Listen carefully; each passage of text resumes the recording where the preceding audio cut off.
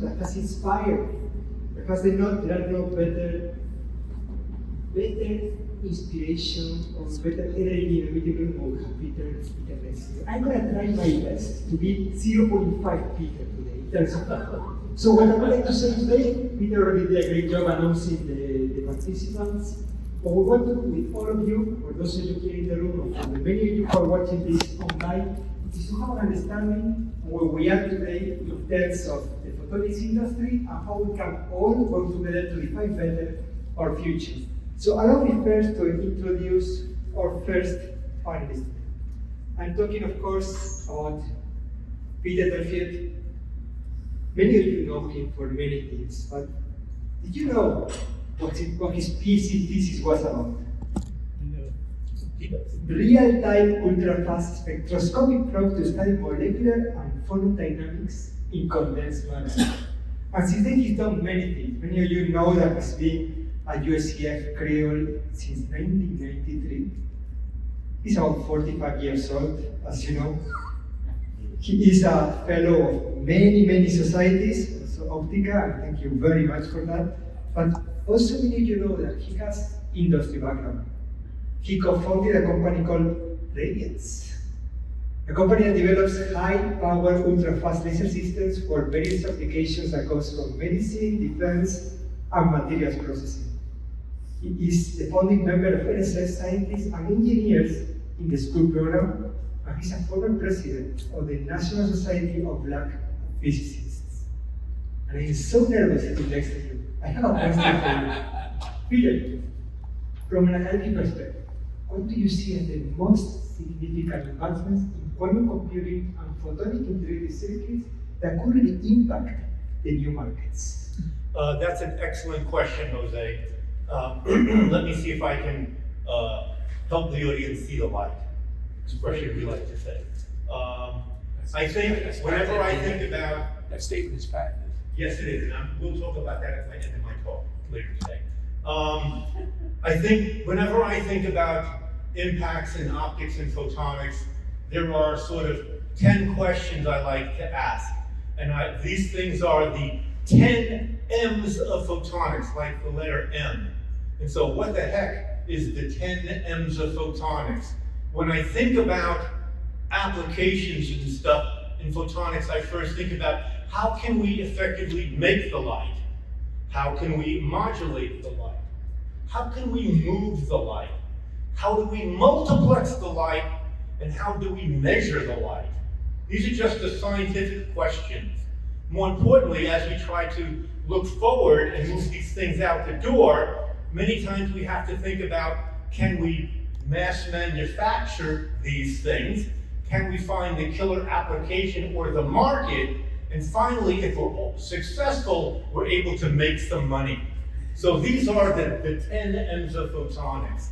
And with respect to the significant advancements in quantum computing and photonic integrated circuits, when I think of things in quantum computing, some of the issues are, how really can we make, photon on demand sources? How can we really efficiently make correlated photon sources, as an example? With respect to quantum computing, people use optical traps for this. These are great, but these are sort of big items, so the potential challenges for integration become serious. Again, with respect to qubits, there are the problems of decoherence, error correction, scalability, and connectivity. And these are some of the key issues and challenges that we face with respect to photonics in the quantum scenario. Now, with respect to photonic integrated circuits, now we're getting to the point where we can almost spin out a design, send it to a company like Tower Jazz or Global Foundries, and spin out chips with electronics and optics, these features all on it. The future really, I believe, is going to be in terms of heterogeneous integration, where we take the best as-is performance of different device technologies and material platforms and try to come up with a common way in which we can integrate these on a common carrier. So these are some of the interesting things that I believe are facing us in the future for both quantum and photonic integrated circuits. Thank you very much, Peter. And there are already questions in the room. The microphone is coming to you. There's one more M. What's that? Mariana photons. Mariana photons, there we go. Those are special photons. We'll have to add that to my list of 10 photonics. I would like to continue because, Peter, we're going to come back to you in a second, but let's introduce the rest of our friends today. The person on the left of Peter is a person that we all know very well because he's one of us in this community. But how many of you knew that he developed the lightest fiber optical cable in aviation history? How many of you knew that he created the world's first fiber optic sensor for engines? For rocket engines? How many of them know that he developed US's first fiber optic delivery system for micro welding of laser chips? It is an honor to be here with a person who's been 26 years already at Boeing and is bringing photonics innovation to the real industry avionics. It's been great also to be part of this experience because for many years we have been interacting with Boeing and with different avionics companies because it's the harshest of environments. Putting a fiber sensor, a photonic integrated circuit, it has, when our reliability of the technology is put to a test. And we know that if it works there, if it works in the rocket engine, it's going to work everywhere. So, Dr. Kazemi, it's been an honor being here with you, and I have, of course, a question for you. The question is, how is Boeing leveraging advanced photonic technologies in aviation? Can you discuss any specific innovations or products that are currently being developed for Boeing? Thank you, sir. I'm really grateful and honored, and again, I want to thank you. I'm really a lot of gratitude goes to Professor Alfano. It's his really hard work and dedication make this possible. In response to your question, first of all, I'm really honored to be part of this distinguished luminaries. I'm just one of those people. Actually, I started in my journey in telecommunication. My research and thesis was in laser cutting and laser welding in the University of Southern California. I got it in '81, and then I started with the telecom industry in a startup company, Pliscor, which was part of Plessey and Corning. And they started high-speed laser. In '84, that was a novel thing. So we didn't have a market position at that time. So basically there was only 3 of us who could did actually laser welding. And I was one of them. And basically you did it by touching, because you had to move the laser to align it, the fiber to align it with the laser tube. So I came up with this idea, how about we come up with the first fiber optic delivery system to package the distributed laser for high-speed laser. And so we came up, we actually did use Malibu, which is part of the Boeing now. So they did the soldering, they melted the solder using laser, and when we came up with the actual melting using 4 fiber optic medium yak to basically solder the fiber to basically on the pistol to the chip. Anyway, that company unfortunately went out, so I went to my lifelong space. So I started in 1990 working for a space shuttle. So space shuttle at that time, fiber optic, of course, 1990 was very new and nobody wants to use it, especially for space shuttle. So I convinced them and I started my journey there. So I've been really pushing fiber optic and fiber optic sensors in 1990.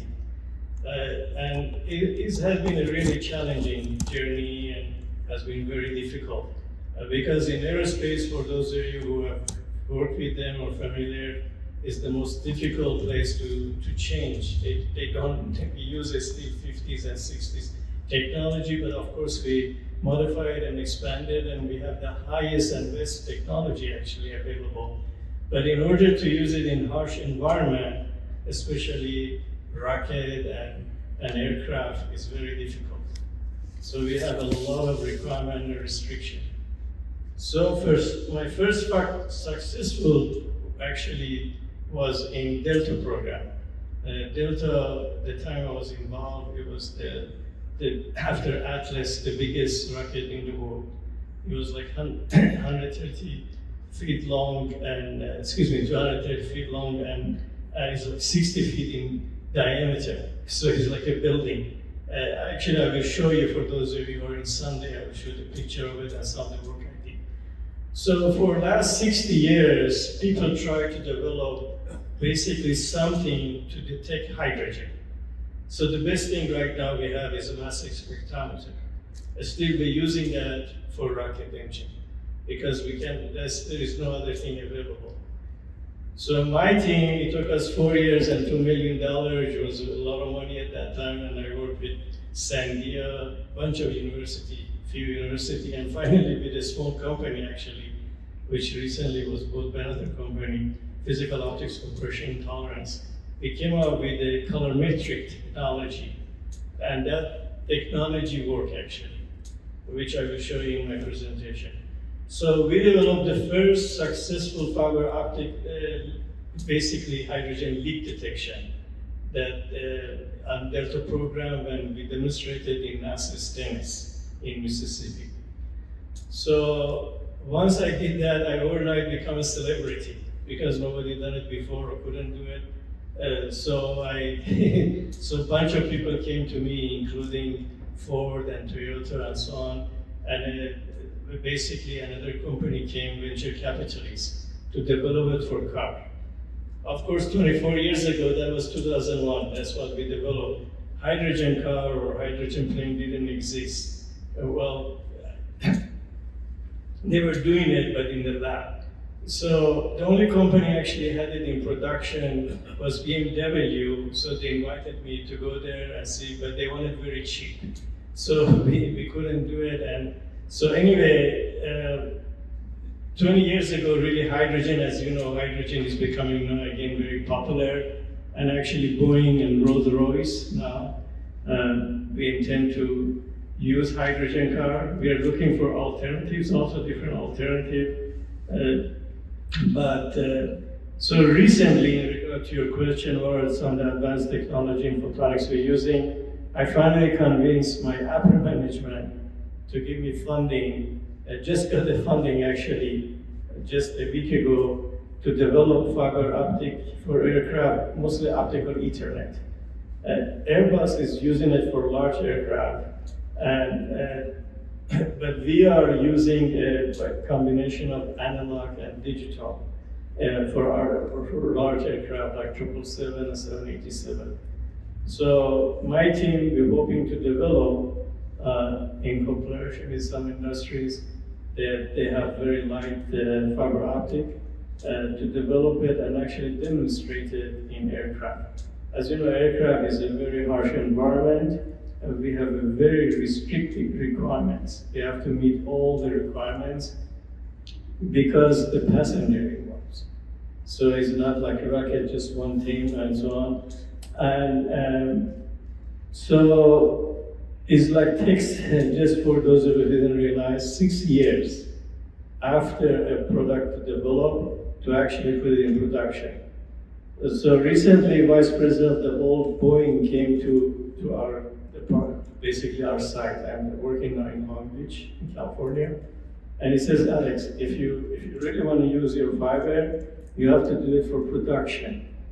Unfortunately, fiber optic has a bad reputation among the technician and some of the engineer. They think it breaks and it's fragile, and they treat the fiber like copper. See, in copper we can stretch it, and our wires and so on. You cannot do that with fiber. And another thing, because we use very small core to send the photon, like only 50 micron and 62.5 micron. So we have to clean it every time. We have to clean the connectors, we have to clean the fiber. Of course, they forget to do that. And so then they don't see any light. So they think the fiber broke. And so fortunately now we have a system that all the technicians work with the fiber optics have to be basically certified. The other technology we are using, of course, which I'm not involved, but of course is all proper. We basically we're doing intelligent, artificial intelligence, and which is photonics actually. And I'm not part of that team. I'm mostly concentrating in the fiber and the sensor. The other program I thought that I really enjoyed working was, for those of you who are interested, is SPX. Just basically, if you just go and Google it, this is $1 billion ship, which what Boeing did, they convert ocean rigger, and they put a radar on top of it, a dome. And what this dome has is like 100 feet in diameter and has a dish inside of it. The dish has thousands of sensors in it. And it actually was built by Raton, but Boeing owns it. So it has a full photon that it moves things, and they were running by fiber optics. And Siemens had this plastic optical fiber bringing from this photon which rotates the thing to the control center. And suddenly one of them is not working, and they couldn't detect what is wrong with it. So they sent me in Hawaii, because it's a station in actually Hawaii, Waikiki Beach. Of course, I didn't see much, but my wife saw. So I was working all day, 12 hours a shift. So I took a team there, and we took the entire fiber, coming all the way from the photon to the control center, and tested it.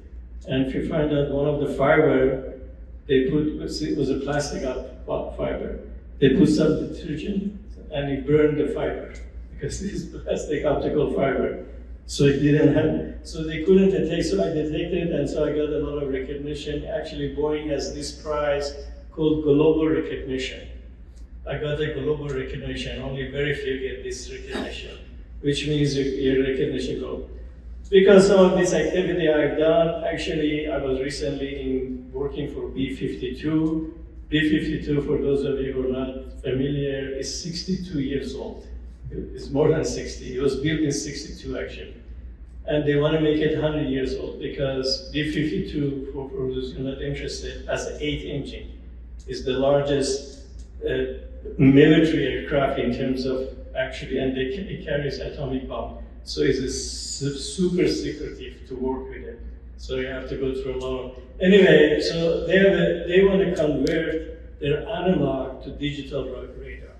So they're going to all fiber and all digital. So that's a really good news. And they have millions of dollars. So right now they're simulating this in Oklahoma City and the lab, and they have some issue with their fiber and their transceiver, so I went and finally worked it out. So because of that, Boeing gave me basically a charge line. So they consider me as a technical consultant. So I can, with different group, call me and say, would you like to help us? And then I go there and try to solve the problem. Anyway, I'm really very grateful. I have been working with photonics. I love photonics and optics. I think it's definitely, if you look at all our telecommunication, it's all now fiber optic. In fact, they both fiber optic. Thank you for your time, and I'm grateful.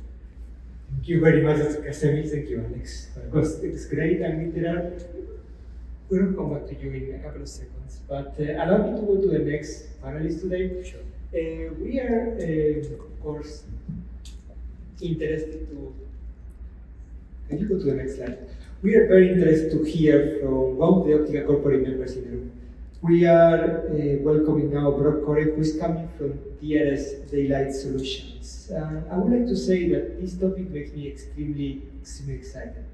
Whenever we are thinking about quantum cascade lasers, I was talking about 4 to 12 micrometer wavelength range, and we are talking always about the eternal promise. It's a piece of semiconductor material who doesn't need to be more expensive than a standard semiconductor laser, but unfortunately it is. And the reason why it is because we still couldn't find the high volume markets driving this.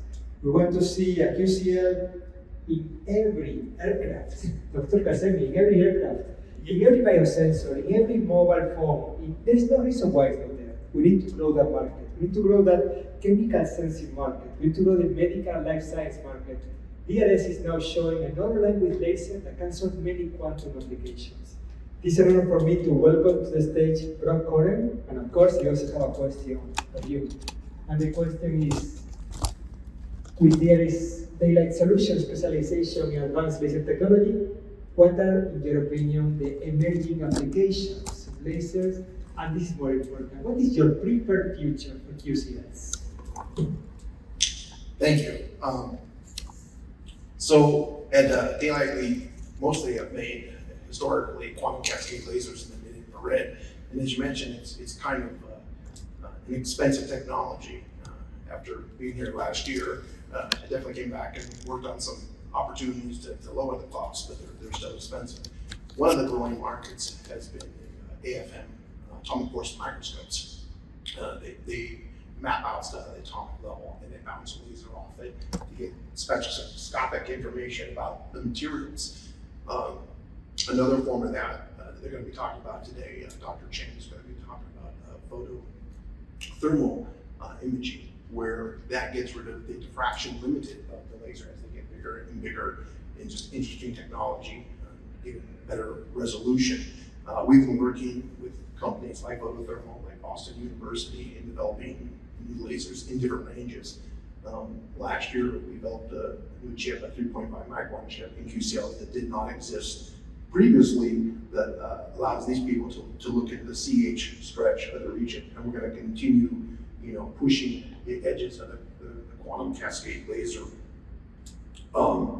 We've also been developing broader tuning. One of the problems is to look at the whole spectrum. In molecular vibration, looking at all the different molecules, you need a very, very broad range. And so typically, the most lasers you can put in an instrument are 4, and we could see up to previously about 1,000 wave numbers, and now we're up to about 1,400 just by stretching the range and developing different bands. So that's been very, very helpful. We've been extremely successful in DIRCM, directional infrared countermeasures. That's the #1 application for QCLs. We have been developing these. They've been successful mostly in helicopters. They end up being very big and heavy for the payload, but they've been extremely successful knocking out heat-seeking missiles, handheld ones. And what the military has been requesting from us is PICS development, photonics integrated circuits, to make these very, very small, very, very light. And we have developed some for fixed-wing aircraft. These, of course, are still kind of military stuff, although we have heard that there are some companies still in commercial aircraft, which could help us all. So that's been a lot of developments. We have used some of this PIC technology, and some of these advances in using more QCLs has lowered the price a little bit, so it's nice. And we have gone back and really looked at how to keep these going down into the ranges, and it's just going to take some time. But since last year, we've been able to reduce costs 25% and 50% in some, so it was pretty successful. And we did that by purchasing our own wafer fab, developing things internally. I think that some of the costs out were helpful for. The last emerging technology we talk about is quantum, right? It's very exciting. You go to Photonics West, they have a whole section on it. At Laser World last year in Munich, they had a whole section devoted to it and seeing what's being developed in it. Very exciting. We've been very close to that community. We developed a new high precision laser somewhere from the UV to the near infrared. Using external cavities. It's an external cavity diode that we have a lot of experience with, to make it very stable is what they're needing, fairly high power. So we're starting to work on that. We just came out with that a couple months ago, and we're just starting to sell them and build them. We're figuring out some of the resolutions and line widths, but they're pretty good line widths and decent power, tens of watts to hundreds of watts, milliwatts. And yeah, so very exciting. We're excited and glad to be here. Thank you. Rocky, you had a crystal ball. You could look at, let's assume that we're invited to Miami again in 10 years and we're having this conversation. What would be your preferred future then in 10 years for QCS? Yeah, when you say that, there's probably 2 applications that come out that are that just jumped to the surface to me that are really exciting. One is 3D printing. Some of the 3D printing markets use CO2 lasers, and that technology has been around a long time. It's very mature. It's fairly inexpensive, but it still has some drawbacks. It's big, uses a lot of power. They burn out in the field. So a QCL, a lot smaller, won't burn out in the field, but the initial cost is significantly more. So if we could develop something like that, I think it would be smaller, ultimately cheaper. This is like a race when solid state was trying to compete against tubes, and it just took that turning point in the 60s, when it turned around. But 3D printing is really, if you ever get a chance to look at it, it's really a fun, interesting industry. They're doing some fantastic fun things with it, and love to be involved with that. The second would be glucose. They have found the ability to find glucose and glucose monitoring for diabetics, and there are a lot, I don't know the number off the top of my head, but millions and millions of diabetics in the world, and some of them are so severe that they have to prick their fingers. So it's still an invasive technology, and they have been able to make this with QCLs. I would think within the next 2 or 3 years that we will be able to develop something. There are things out there that you could go and get tested.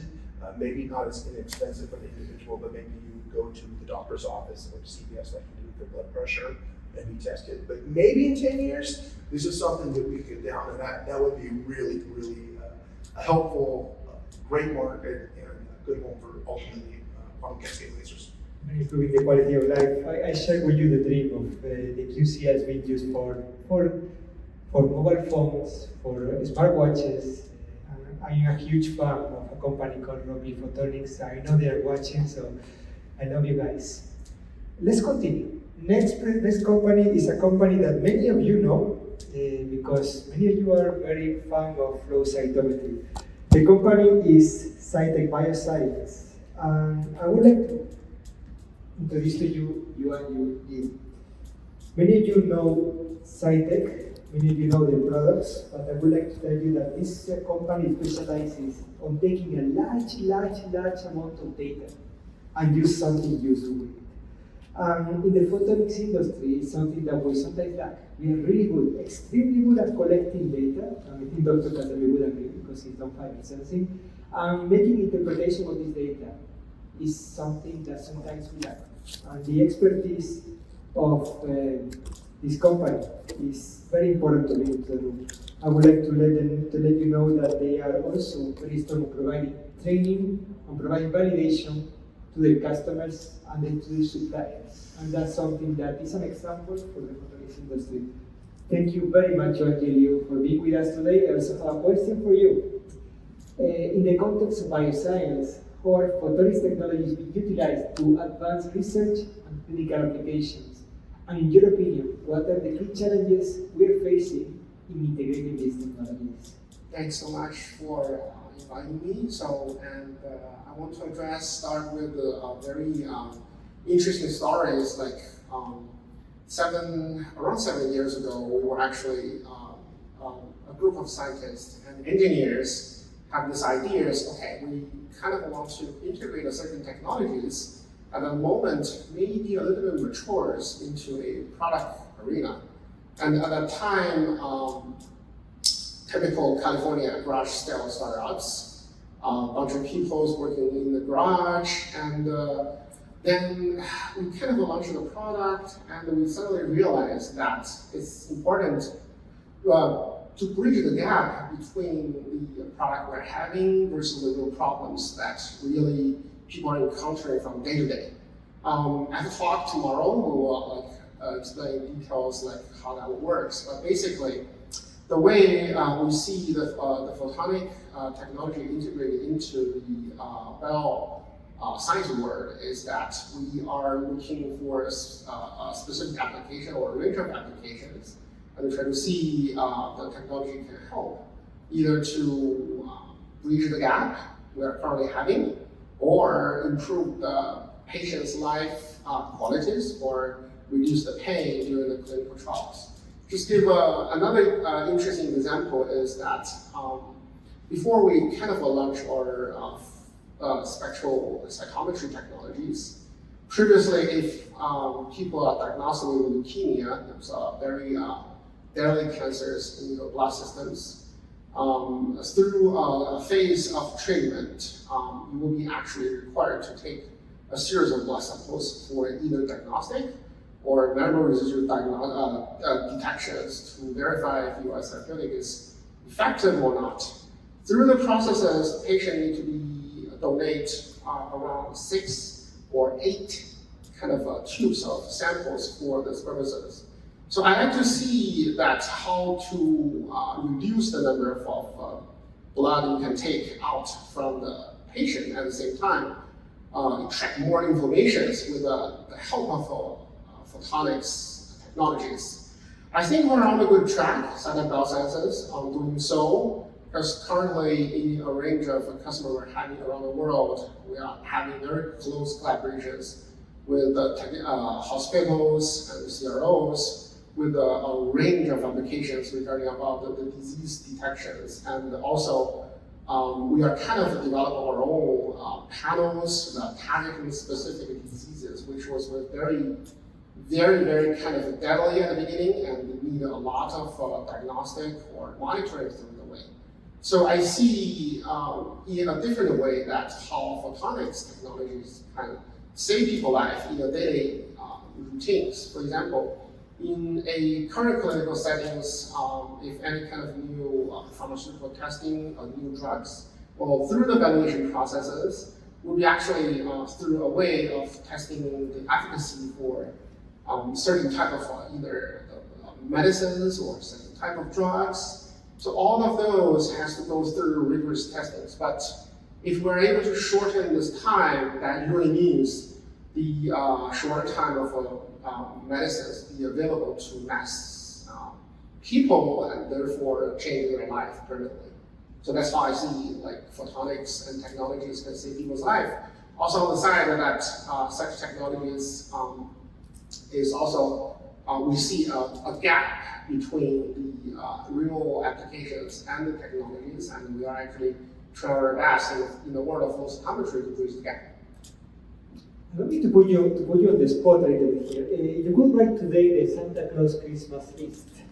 What would be the photonics component or the photonics system that you would ask? This kind of thing that would really make a big difference. Imagine that there is no price tag, there is no time to market, there is no lead time. Whatever you want today, you can get. And just for a kick. Of course. Okay. So I think I will pick up the lasers because that's the core for the current way of diagnosing. No matter what you are looking at, you need to generate the photons, either coherent or incoherent way. Either way, lasers will provide a very, very promising tools. Like people begin to forget, like we need or how cheap or how available the coherent light source are these days versus like 20 or 30 years ago, and how a variety of them are at this time versus like 20 years ago. You see, interesting enough, because historically speaking, certain colors was picked, and also the industry will shift towards a certain color for the citations. And a couple of new engineers come aboard, and they ask the questions like, why those colors? Why those colors? And why they're still being used today? Interesting enough, it was actually carried out from the legacy. The majority will carry out from the legacy part of the availability for the laser radiations. For example, 488 nanometers at that time was argon. At this moment, we can make it as small as possible, but the wavelengths will still sit at 488 from that point. Yep.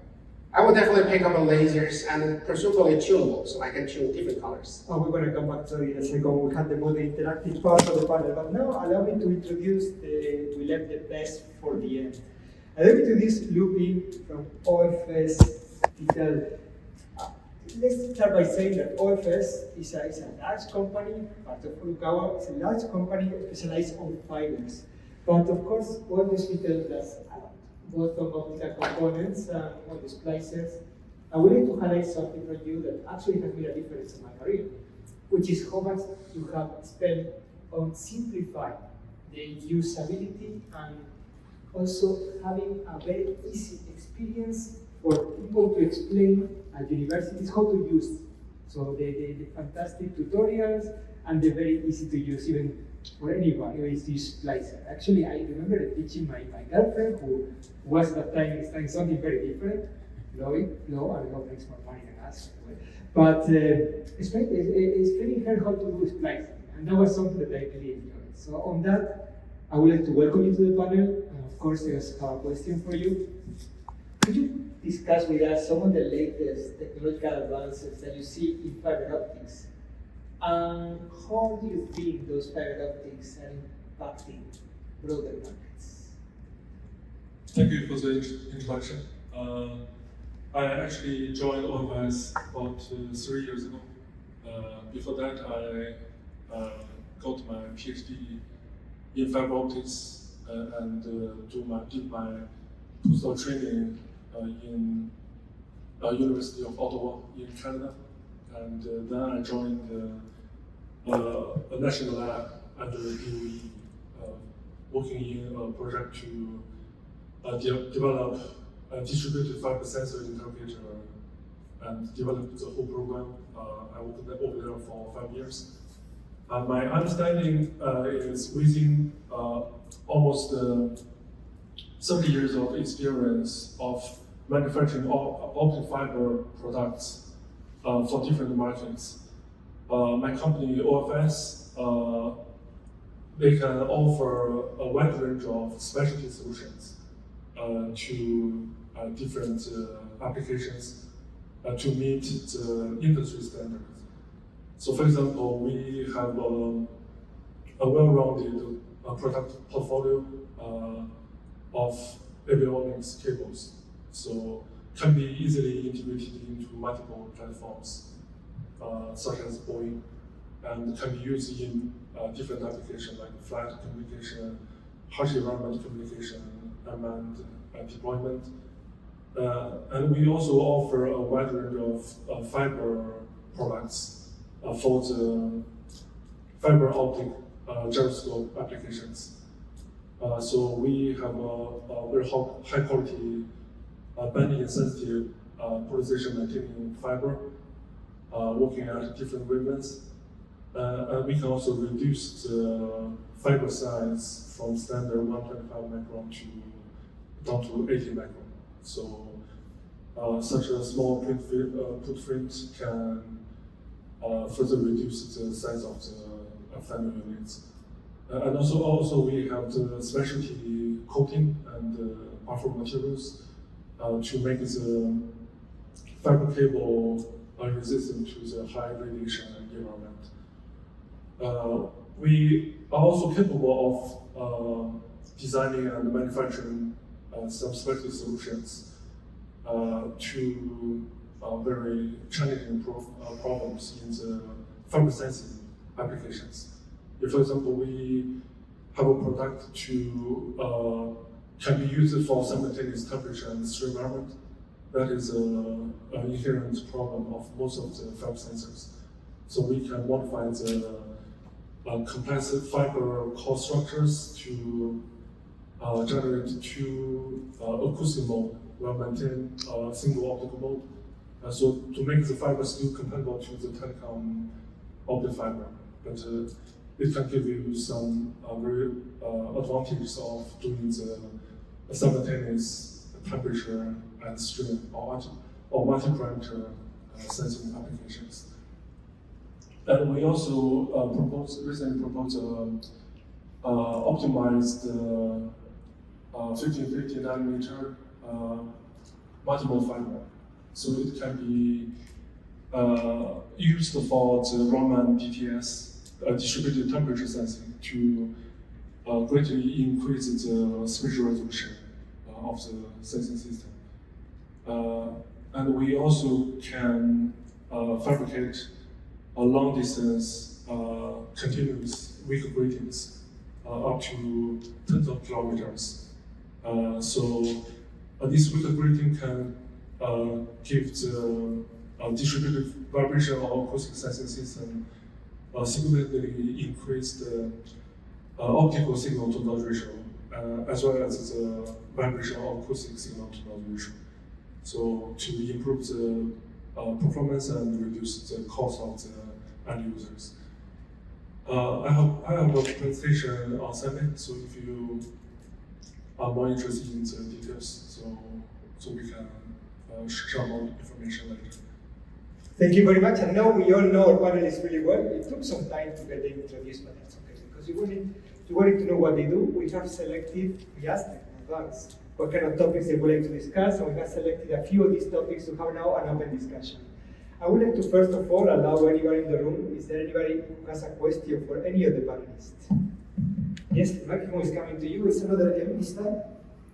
Oh, okay, this is for the fiber man.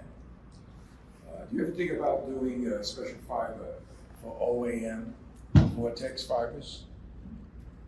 That means the beam has got a donut. Most of the beams you use is Gaussian, right?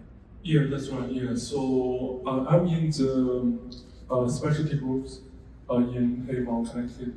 We do have OFS labs, so we in charge of all the reflective fiber designs and fundamental R&D work. Yeah, so I believe they probably already propose a lot of similar approaches or designs. And you check it out, I'd be interested to talk to somebody. Yeah, about, sending OAM beams yeah. fiber, which has more information in them than normal ones and zeros. Yeah, I actually use the OM fibers in my postdoc training. Okay, Yeah, so it shows some very unique specialty. I mentioned to Peter Delfyett, Mariana. Yeah. Ever heard of that one? It's an Italian photon. Yeah, I remember that's 11 amps. Yeah. Look into that, Mariana. Yeah. There are many people watching right now, so could you tell us what Mariana is for everyone? Oh, it's a special photon which has both orientation or angular momentum, OAM, plus L and minus L, and also spin up and spin down in one photon. So this special photon carries J, if you take quantum mechanics, J equals L plus S. This is J equals 0, and it essentially is its own photon. Itself is both emission, and it carries both information, more information than the ordinary photon. And it's probably going to be used as a qubit. Yeah. That's my opinion. That's I'll just put you that forward. For sensing, for quantum sensing. Coming to you. No, please, yeah. I was just going to reinforce the point that it can also be used in quantum sensing, given the degrees of freedom Yes, that can. excellent. Much better than I would say. Now that you have the microphone, what would be your preferred future for supercontinuum generation? Repeat that again? For supercontinuum generation. Oh, The future for you. the future is that we're used in microscopes, X-ray microscopes, and special microscopes that look at angular momentum at different wavelengths. Supercontinuum generation has been seen as the tool, like for every application. It's got so many applications as it is now. That is correct. It has a wide range, from the most accurate clocks to absorption spectroscopy, transmission spectroscopy. It has all the wavelengths. And now, because it goes into the near infrared and mid infrared, and now goes the other direction to X-rays, it's universal supercontinuum. Are we ever going to see supercontinuum generation from a chip? Peter's saying yes. Peter, you said yes. Yes, it's very easy to generate octave-spanning spectra from microchips based upon, let's say, silicon nitride or other types of dielectric nonlinear materials. Very, very efficient with low energies per pulse as well. It's been overlooked a lot, I think. But only, and there were 4 Nobel Prizes awarded using the supercontinuum as the enabling technology. So supercontinuum now, as I put forward, consists not only of spectral broadening, it goes into the higher harmonics, if my theory is right, which I think it is. So The silicon nitride could be the material for supercontinuum generation on chip. We need to do some kind of ion implantation, or it's just not a standard silicon network wouldn't do it. How do you see the supply chain today? Is this technology available? And if it is, why don't we have it already? And so I think the question is, if these things are available on a chip scale, why are they not proliferating? Okay, very good question. Number one, there needs to be a key market driver. That's one of the M's of photonics, so you have to have the killer app for that. So that's number one. Number two, there's still some debate in terms of what is the optimal material. Many people are using silicon nitride, and to be able to fabricate the waveguide and the material with the proper qualities, there's just a few laboratories in the world that are doing that. Given that the silicon nitride material platform is extremely robust, but still requires sufficient peak power. So researchers are looking at other types of nonlinear materials such as tantalum waveguides. They produce octave spanning spectra, which much lower peak powers, but they tend to damage a little bit. With respect to the proliferation, now you then have to get folks like Global Foundries or Tower Jazz to sort of implement this material into their process. And if there's not going to be $1 billion market for it, they're a little bit less hesitant, they're more hesitant to be able to do that. Are there any further questions? Please, the microphone is coming to you in a second. Let's do this. When people raise their hand, let's also tell us your name and your institution or company. This is the BU market, medical conference Wisconsin. My question is for Alex. You have so many years of experience in fiber optic sensors. So I also went to school studying fiber optic sensors for my undergraduate, graduate, and PhD.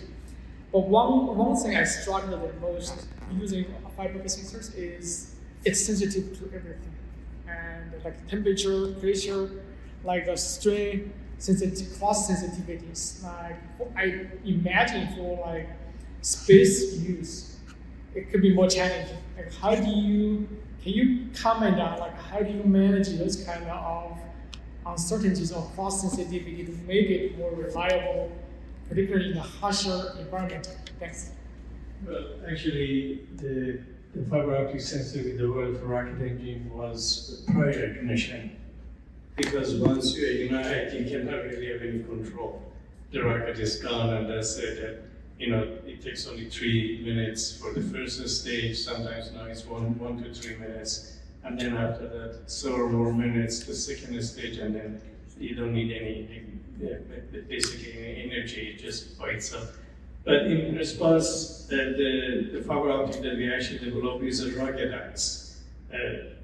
For those of you who didn't know, the first fiber optic hydrogen leak detection was developed at Sandia with Dr. Butler in 82 or 84, yeah. And I worked with him for 2 years. Once I went to Boeing in 1997, I knew him, and so I asked him if he would basically support me and help me. And after a couple of visits, he says, Alex, don't use this fiber because your environment is very harsh, and we cannot. So the sensor we developed is very ruggedized. I will show you a picture of it. And I developed the package, and it's a temperature sensitive. So it's always you have to, for any sensors, you have to compensate the temperature. So the temperature kept it steady. But the sensor we developed, it goes to space. But actually right now, I am interested, for those of you who have background in like Dr. and other yourself, there is a group that approached me in defense group that they like to use fiber optic sensor for space for satellite. As you know, like right now, Russian, I believe, and Saudi Chinese, they have developed a sensor that can guide the rocket. So it changes the position and it can basically come and impact another satellite, and by just force of impact, you destroy it. So there is a group that they actually have approached me. Unfortunately, I don't have the time But right now, because I want to finish this, I think that's a lot bigger because we're going to have in every aircraft, not this small but large, this optical Ethernet. And because right now we're running out of data, we're streaming. Everybody loves to stream, including myself. So yes, for sure we're interested, but as you said, the challenge, radiation differences, gamma ray, all of these are the challenges for using sensor. One of the biggest challenges we have hydrazine detection. All the satellites use hydrazine, and hydrazine is toxic. So long time ago, the Boeing defense came to me and says, can you people develop hydrazine leak detection? And I haven't seen it as yet. So you're quite right. Sensor has a lot of, especially optical sensor challenges, and that's why we have. But we use it for strain gauges, for strays, forces, mechanical, thermal, everything. And now in medical, of course, they use it extensively. And so I am actually pushing it. Believe it or not, I have been championing fiber optic for the last 25 years, since I joined Rockwell in the space shuttle. So yeah, if you have some good idea, I'd definitely love to hear from you. Alex, all of us have great ideas. And if we do brainstorming here, we feel it with great ideas. But what I can tell you is that in the United States, in my opinion, it's not very easy to find the roadmap towards validating the technology for the harsh environments. I think that's something that perhaps on the other side of the Atlantic, the grass is a bit greener, and it is easier to have the laboratories, the access to Thales Alenia, the access to the Centrum Fraunhofer that will help you. How do we do this in the United States? So we get the QCLs or the fiber components from OFS and we put them in a validation. Yeah, actually, the director of OFS Specialty is a good friend. Dr. Lee, 3-4 years ago, he came to my first, not this, prior, conference. And he says, Alex, your vision, we love to hear you. Come and tell us what we can do to help you.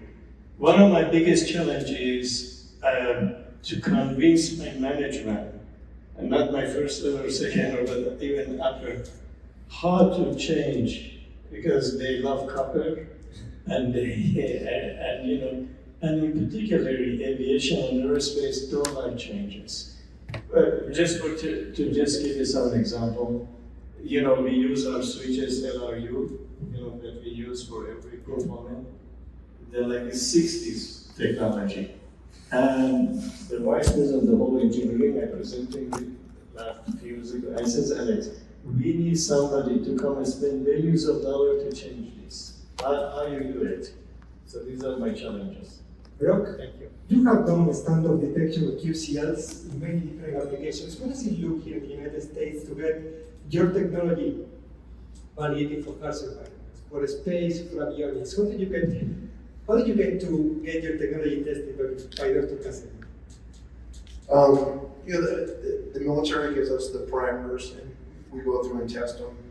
Again, one of the advantages of solid-state technology is it tends to be ruggedized. It takes a few iterations in certain harsh environments.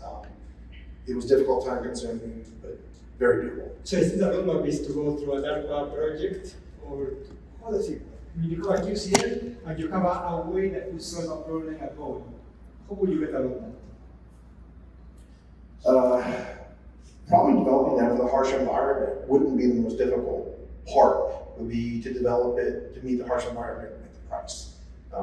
That's typically the problem that we go into. Although obviously Boeing makes a lot of airplanes. It's not a big number, so it wouldn't drive the quantity enough to bring it down. The other problem, again, I don't think it would be the harsh environment. It would be the weight. Airlines are very weight sensitive. So we definitely make it for the harsh environment. And we would love the opportunity to try because, like Peter said, the final M, Peter, we're there trying to make money with this technology. This is actually the 30-year anniversary of the QCL. It was, I don't know if invented figured out the Bell Labs by Dr. Capasso. He's actually speaking tomorrow. Federico Capasso. He's now at Harvard, but he has a presentation tomorrow. But after 30 years, I'm looking forward to talking to him. And I don't think he's going to be here, but he's watching. Anyway, definitely have taken the technology and moved it out there into the public domain, and would love to continue doing so. Well, just very quickly, part of our problem is that in aviation, you have to prove that the technology that you want to use is better, actually, not only meet our requirement, but is better than existing. So that's, and also wanted the same price, which is kind of very difficult because we don't have the quantity. Like we had a very hard time to convince fiber optic company to come and produce enough fiber for us. So OFS actually agreed finally because of my relation with the chief technology officer, otherwise they wouldn't agree. So this is our problem. But for military, by the way, you have, for military and space, you have it easier because they can, they want to use it, especially military. They want to use it the latest. Thank you very much. We have covered almost every single bullet point from your list apart from one, which I left for the very end, even though I think it's the most serious. Now there is a lot of noise around the CHIPS Act, that there is a shortage of high-skilled optics and photonics knowledge. How are we going to solve it? How can we do this? How can we encourage more people to work on making biosensors to detect glucose, or to work on making the next generation cytometers, or to make sure that fiber is all around space or everywhere at home? Peter. So I think the question is, how can we convince people to do that? Yes. The easiest way, we have to enable them to see the light, to show what photonics is able to bring them. And so with economies and cost of scale, with the fact that photonics can do things with much greater speed and bandwidth, I believe photonics is the technology of the future. And if we're able to excite folks in high school and college to think about photonics as a real degree and discipline, this will then ultimately create the workforce that's necessary to make these technologies a reality in the mainstream. We have 1 minute to go. I would like to come to the two of you. You could tell me, how would you encourage the younger generation to study what we study, to study photonics? So I think, based on my experience of reaching out to what a more broader audience will be more helpful, including maybe elementary schools, just motivate our next generation, is that this is actually a good career path, and it can really make a difference not only in your life but also in other people's life. I strongly agree with what Peter said. So we need to make our employees to believe, so they can find a very good opportunity to use their skills and knowledge to be applied in this photonics field. I would like to first of all say that I agree with everyone here. I would like to thank very much our panelists today. Thank you very much for your